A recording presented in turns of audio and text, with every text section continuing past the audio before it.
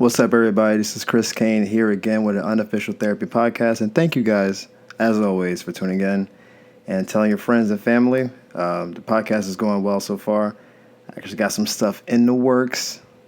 I can't speak too much on it, but there's some stuff coming down the pipe. But for now, we're going to stay on topic.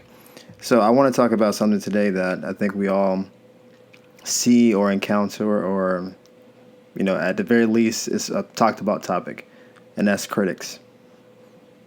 Some people call them haters because that just sounds cooler, but I guess they're all the same thing. It's people who don't like what you're doing and make it known that they don't like what you're doing, right? You ever heard the expression, everybody on social media felt this way, or man, Twitter's blowing up off of this, and then you take that to be what the reality is, when in actuality it's like 5,000 people. The world is going crazy on Word. The world is going crazy on Twitter. And what happens is, and this is, you can see this on TV and our media and, our especially politics and that kind of thing, is that people are afraid to talk. They don't want to say anything because they don't want critics. But then you go to Michael Jordan route where you don't say anything and you get criticized for not talking. And so the lesson learned there is there's nothing you can do as a person of, trying to accomplish something, a person of influence that doesn't bring about critics and haters. So if you know that, you might as well do what you want to do and pursue the things that you like, because the idea that I can please everyone is ridiculous, right? There are people we universally think are the best at what they do. You can have the basketball Jordan LeBron debate. You can do the Tom Brady thing. You can do, JFK, the best president thing. You can do all the things you want. There's always going to be someone that's like, were they really? And they'll find like those one or two flaws and try to pull them down, because that's just the nature of the game. Even at the best at what you do, there's still people. Shakespeare wasn't that great, was he? There's always those people. And those people typically are sad at their own existence and get some pleasure out of pulling you down towards where they are, right? I don't know any billionaires really talking smack about other billionaires unless it's in service of making more money, right? It's like, unless it's just, again, some ego stuff. I'm worth 10 billion, you're only worth 8 billion. It's like, dude, I'm worth 8 billion. Is that really insulting, But I know a lot of people who work down at the thrift shop hating on celebrities. Like, that's everything. The comments just blow up. I wish I had blah, blah, blah, and I would do X, Y, and Z. And it's just, and in that moment, you're like, yeah, I showed Nicki Minaj how I feel. Like, it, whatever. It doesn't lead to anything. I think that's one of the corruptible parts of social media, is that what gets glorified a lot of times is the critical people. One, because sometimes they're just hilarious. Like, I'm talking bad about critics now. I'm not gonna lie, I've seen some pretty hilarious critical stuff. Don't let all death get you. They'll tear you down. So it's funny sometimes because it's like lighthearted and it's like someone does something ridiculous, you gotta say something, whatever. But there are people who go out of their way just to tear people down because they're so deeply unhappy with what they have going on. They're not living their best life. They're not working the job they want to work. They're in a bad relationship. They're upside down in the house, or the money's not right. And so they see everyone as a target. And they just start trying to tear people down. So if everyone's doing poorly, then I don't look as bad. So I'm going to just keep doing this. I ain't hating. I'm just telling the truth. I'm the only one that can tell the truth, right? You hear people say that. We all got that one uncle that ain't never hated on nobody. All he does is tell the truth, but he's just hating. He scored 45 points. He should have had 50. We get those people. But those aren't even like the worst type of haters and critics. Some of the worst are our family and friends. You ever have an idea, like an entrepreneurial type idea? Oh, I want to open this business. And you tell your friends and family expecting some level of support. You expect them to be like, oh, cool, tell me more about this. Or how can I help you in pursuit of this endeavor?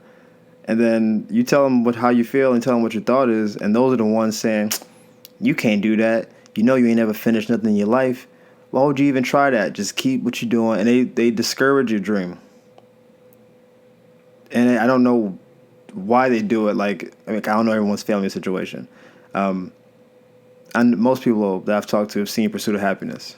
And one of Will Smith's best lines in that is, if someone can't do something, I'm destroying the line right now. I don't remember the line verbatim. But pretty much, if someone can't do something, they'll tell you not to do it because they can't do it. And so that's their whole thing. You can't start your own company and make it. I tried making a company, it didn't work out, so it's not gonna work for you. And these are people who you confide in, people you've known most of your life, people who care about you, and their criticism is way more scathing. I don't know, you know, Latin Lover 47 who's on the keys talking smack about me. Even if you said something really critical, I don't know who you are, dude. You could be not Latino, and you can not have a lover. You could just be some dude who just, likes alliteration, and you just kind of going at it. But I know cousins, I know siblings, I know uncles and aunts and parents, and if you tell your parents, I have this dream where I want to do something, and they just tear it down and don't support it, then it feels like you're going alone. You don't have a solid support system in place.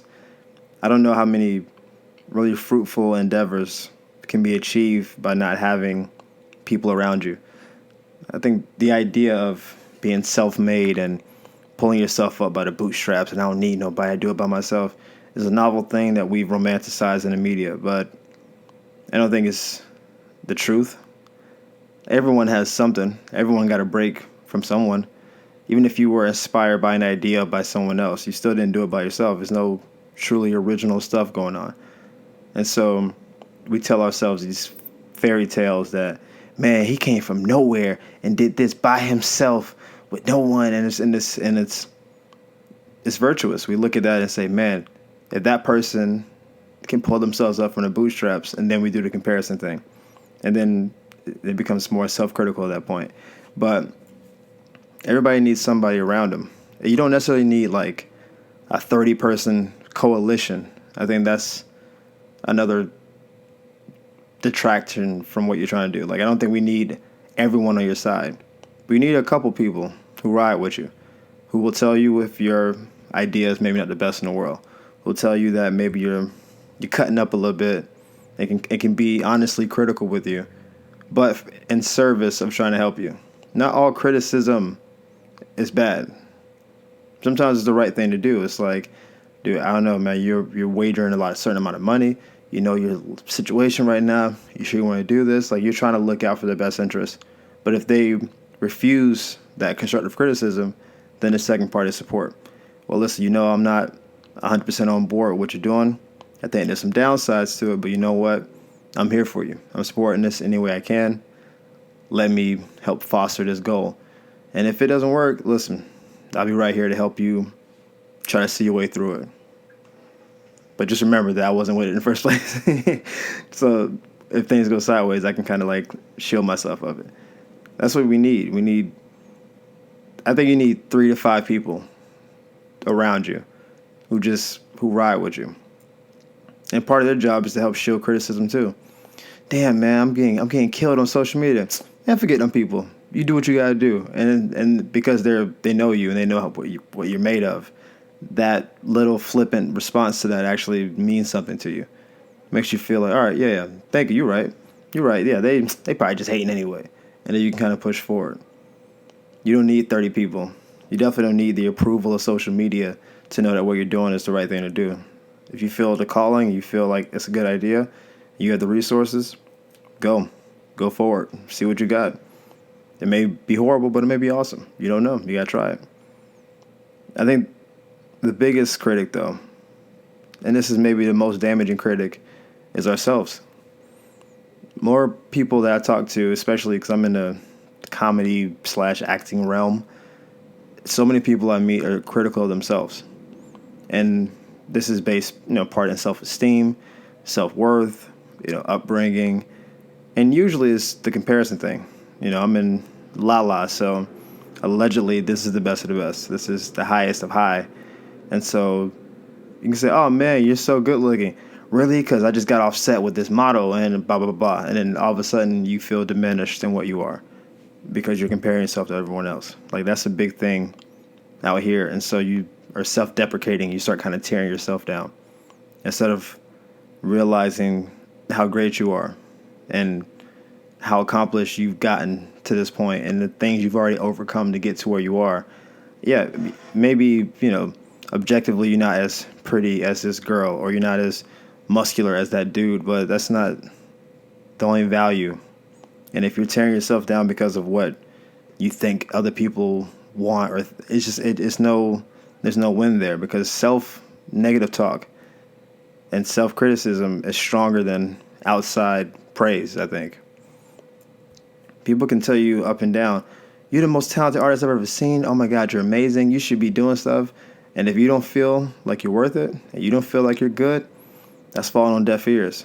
Hey man, thanks for your encouragement. I mean, I guess the piece is all right, but it could have been better, and it just it's almost like trying to convince someone that you like them. Like you take them on a date or something and you're laughing at their jokes and you're doing this and that. And at some point they're like, you're not really having a good time. You're like, no, I'm having a good time. I really enjoy this. It's like, no, you don't. My ex told me, blah, blah. And they start going into this diatribe about some past event. And it's like, if I didn't want to be here, I wouldn't be here. How can I convince you that I want to be here right now? You want me to write a poem? You want me to write a song? I can't sing.